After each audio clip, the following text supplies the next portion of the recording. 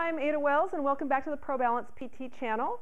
What I am here to do today is to demystify some of the Pilates equipment and apparatus you might see in a Pilates studio. So today we're going to talk about the ladder barrel, which is this particular piece of apparatus here, and its cousin, the Spine Corrector, which is right here. And what's nice about these barrels is these barrels are great for working on spine mobility, spine articulation. And depending on, usually the Spine Corrector we're using on the floor, but that being said, if somebody can't get on the floor, sometimes we can put it up on the table, and it's easy for people to get in and out of. So what I thought I'd do is just show you some examples of a couple things we can do on the ladder barrel.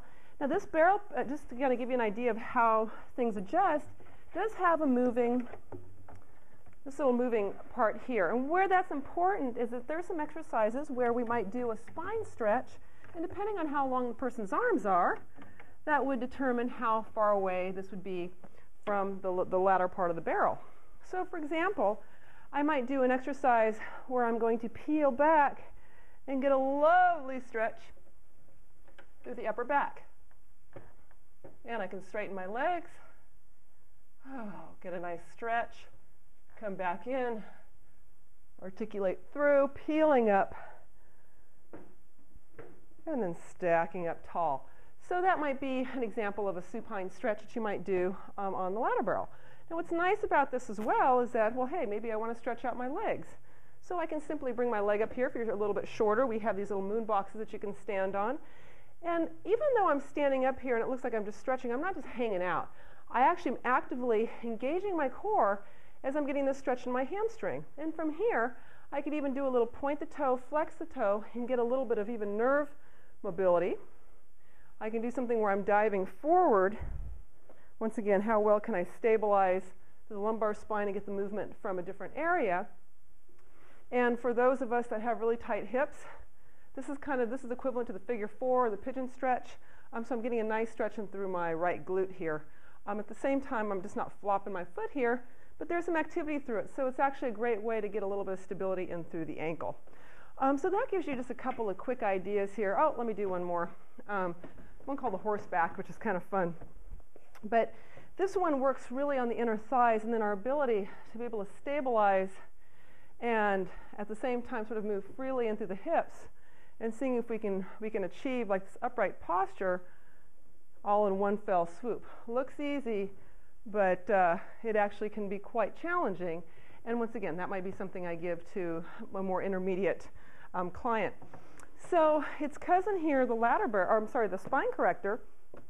So we can do some things on this barrel, and I'm just so that I can stay in the frame of the camera, I will sit this way and I will keep my legs a little bit in a diamond position. But I normally would put some non-skid underneath there so it wouldn't go away from me.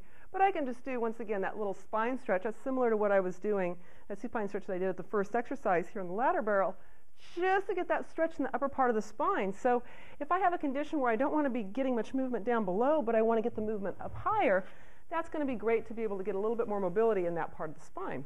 Now, I also can do some exercises. I might be out of the frame for just a moment here.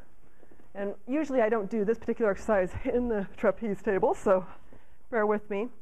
But this is kind of nice to be able to work on some leg motion, some leg mobility. So here, once again, I've got to stabilize the pelvis while I'm moving the legs in some various motions. And so once again, can I dissociate? Can I move the hips independent of the pelvis? And then I can just slide this away, and it makes for a really nice, relaxing position.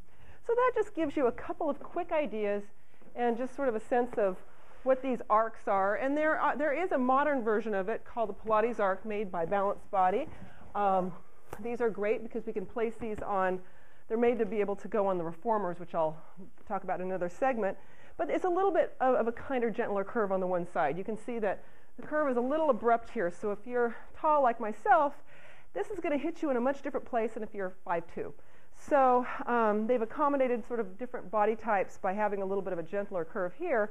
But this front part is a little more similar to what you might see on the traditional arcs. So, so these are Pilates arcs, and this is a Spine Corrector. So hopefully you'll have a little bit of an idea what you might be able to do on these things when you see them in the studio. That's all for today, and we'll join you on our next segment.